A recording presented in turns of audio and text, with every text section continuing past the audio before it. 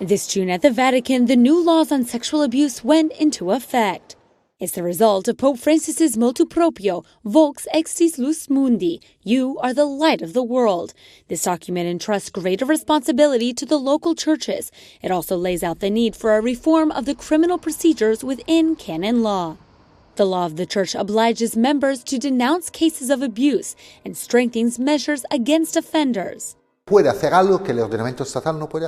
law can do something that the law of the state cannot accomplish. It can definitively prohibit a priest from practicing as a priest. It has the possibility of intervening within the ministerial and priestly dimension.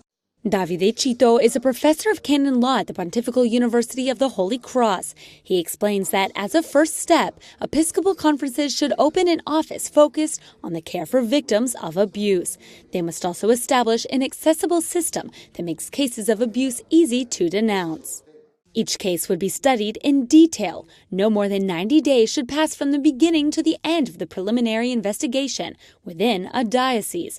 The accused priest must then respond to the accusations before the church and society. In addition, the text establishes protective measures for the accuser, in which he or she may not be subject either to discrimination or extortion. In many past cases, bishops and priests asked victims not to denounce cases of abuse, or they did not take sufficient measures against the accused. These are now crimes. In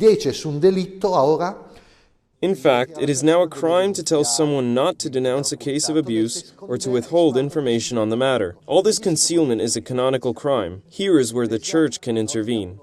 Although the law has been approved on an experimental basis for the next 3 years, it may lead to a reform of the Code of Canon Law.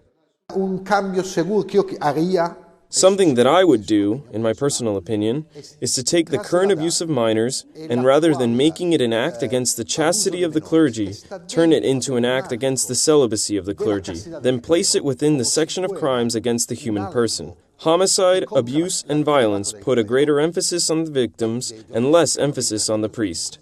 These are striking words the Church could constitute in the coming years.